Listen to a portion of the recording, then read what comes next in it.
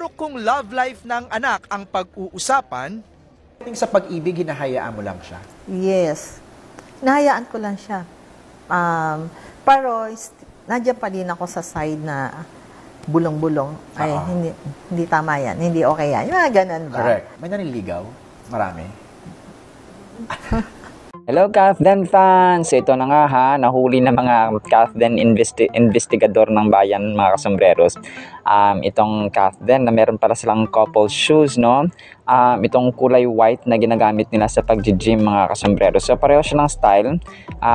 Kay Alden lang ay medyo ano siya, medyo panlalaki, no? Kulay blue yung parang may konting kulay siya na blue. Tapos kay Ma'am Catherine naman ay parang dirty white, mga kasombreros. Kasi nga diba favorite color ni Sir Alden ang kulay blue. So may twinning may twinning ang Kathden, mga kasombreros. And maraming nabulabog dito sa pinost na kinat nila about sa interview ni Mami Min, no? Na nagsalita na daw siya about sa kumbaga parang relasyon or parang manliligaw, ganon. Hindi ito naintindihan ng mga tao kasi kinat lang ito. Sobrang haba po nito, mga kasombreros, 27 minutes. Pinag-connect kasi nila ito nung mag-follow at saka mag-unfollow si Mami Min sa Instagram account ni Mark Alcala. So akala nila siguro tinutukoy nila na parang ito na yung sign na si Mayor Mark Alcala nga yung parang naniligaw at saka magiging boyfriend ni Kath. Ito po ay Women's Month kasi na celebration. So sobrang haba niya. So hindi lang si Catherine ang topic dito, lahat po, no? Nung pagkabata ni Catherine, tapos yung mga anak niya in general. So lahat po, no, pagiging nanay ni Mami Min Bernardo. So nami-misinterpret ng mga tao na ito na yung sign na si Mayor Mark Alcala nga yung nanligaw. Parang hindi nila maintindihan yung buong context. Kasi ako talaga sinearch ko na 27 minutes pala ito. Pero isa sa mga nabanggit niya dito ay independent na si Catherine, no? Kasi nga strong yung anak niya, kasi malaki na. Pag sa pag-ibig, hinahayaan niya lang. Pero andyan pa rin siya sa side niya para na, parang di tama yan. Parang as a nanay ba? Tapos marami daw naniligaw. Parang nag-comedy pa si Mami Min dito na sabi niya, syempre ang pangit ba naman ng anak ko kung wala, sabing gano'n ni Mami Min. So ang sabi niya dito is pag-isipan niya mabuti, no? Kasi di ba nasaktan na siya kay DJ, so pag-isipan niya ng 100 times. Tapos sabi ni Kath ay parang 33 or 34 na nausog ng konti. Sabi niya noon 33 years old siya mag-aasawa. Tapos nung nakarang araw daw ay 34 na naman, sabing gano'n ni Ma'am Catherine kay Mami Min. Tapos nag-remind si Mami Min na ang babae may expiration, no? Parang hindi tulad ng lalaki. So gano'n. Mahaba ito. Ang mga sinabi lang dito na parang highlights lang din. So anong pakiramdam na may anak na superstar, no? So dati daw nahihiya siya. Interview nito kay Sir MJ Felipe, no? Tapos ngayon na-overwhelm na sila, lalo na nang nanalo si Ma'am Catherine sa Los Angeles nga ng Rising Star Award, no? Leopard Rising Star Award. Tapos yung sa Hello Love Again, hindi niya expect na parang yung goal lang nila is parampasan yung Hello Love Goodbye.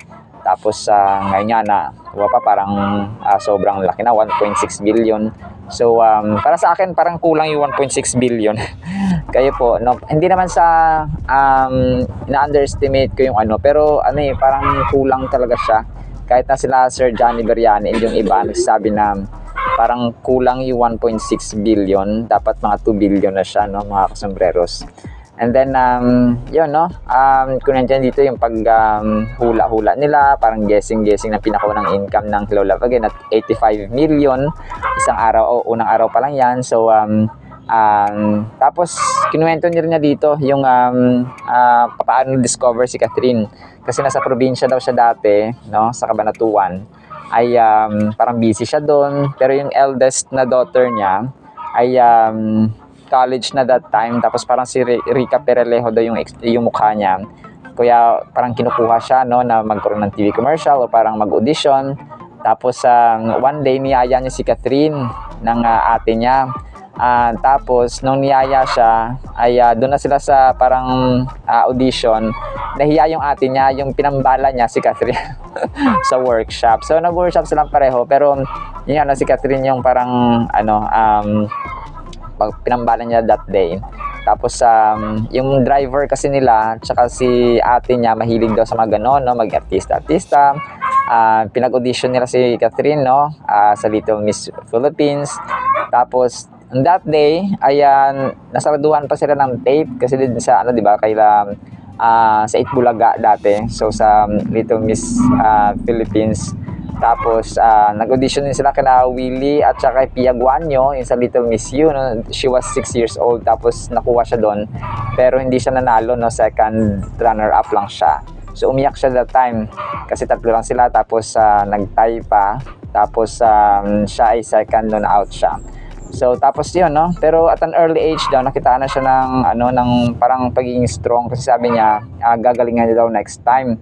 Papakita ko sa kanila, parang gano'n, no? So, sobrang kulit kasi sa bahay daw, minsan daw inutusan si Catherine kasi siya yung bunso, no? Parang walang artista pagdating sa bahay. Kasi ang reyna daw ay si Mami Min. And then dito ako nagulat, no? Kasi si Catherine, never niyang nalaman na ganito na yung pera, ganito na yung income niya. Last December 2024 lang niya nalaman na, kasi gumawa ng records yung mama niya, si Mami Min, na ito na yung pera para maging transparent kay Catherine. So, parang nagulat din si Catherine na ganito na kalaki yung kanilang pera. So, so yun, no? Parang nakaka-amaze lang na sa sobrang tinagal-tagal ni Catherine na million yung kanyang income at saka yung kita ng kanyang pelikula, no? Sobrang syempre hindi naman yung kita mismo ng pelikula na pupunta sa kanila, pero syempre malaki pa rin kapag malaki yung income ng kanilang pelikula from 2010 o from the 2010s. 2011 yung pinakauna niyang movie, mga kasombreros. So, yun, no? Tapos, cool mom lang si Mami Min. Tapos, madaling pagsabihan si Kat. Pati yung mga anak niya, parang walang nagbibigyan ng sakit ng ulo sa kanya. And then, ito pa, nalaman ko dito nung graduate na sila ng Gawin Bulilit. Kasi diba 13 years old ay gagraduate na. Parang wala na. Tapos, tatanong si Catherine kay mami niya na 2 months na wala pa rin call, na parang nag-offer na next project, ganyan, so wala. Tapos yun, no, pero moving forward ay nagkaroon siya ng mga projects, mga kasombreros, no. And then nung in-offer 2018 pa pala in-offer yung Elena 1944. So parang at that time ay hindi pa parang sabi niya hindi pa kaya ni Catherine kasi medyo bata pa. Pero nung 2024 last year ay yun, napayas na siya kasi nga comfort woman yung tapos malaki na si Catherine.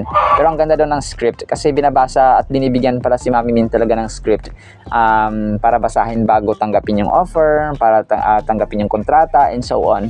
So ganun pala. So sabi niya ay hindi naman gagastos at saka bibigyan ng mga boss si Catherine ng project na alam nilang hindi niya kaya.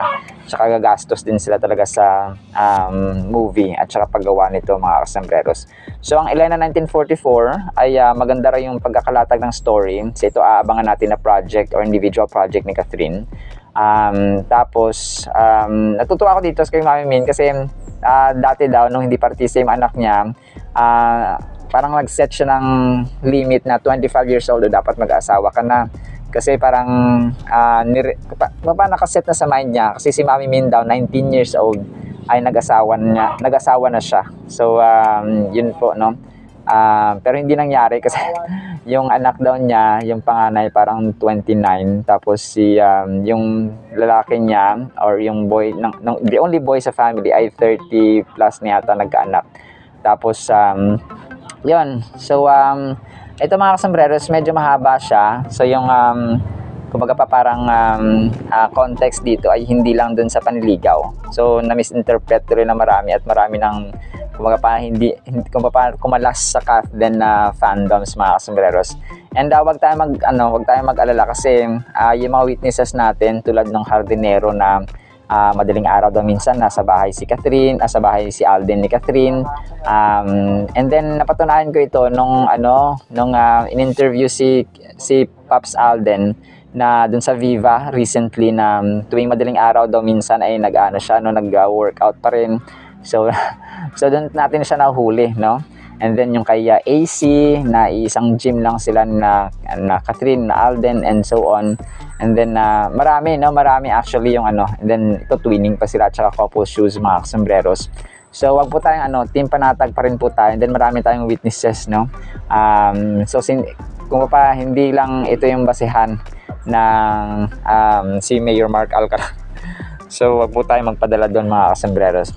Alright, so Team Panatag pa rin po tayo. Para po sa ating Word of God, ay napakaganda po nito. Matthew 7:11, kung kayong masasama ay marunong magbigay ng mabuting bagay sa inyong mga anak, referring to us, masama, no? Grabe, gaano pa kaya ang inyong ama na nasa langit, bibigyan niya ang mabuting or na mabuting bagay ang sinumang humihingi sa kanya. Sa English po, if you then, being evil, grabe na ako sakit sa atin, know how to give good gifts to your children, how much more will your Father who is in heaven give good things to those who ask Him.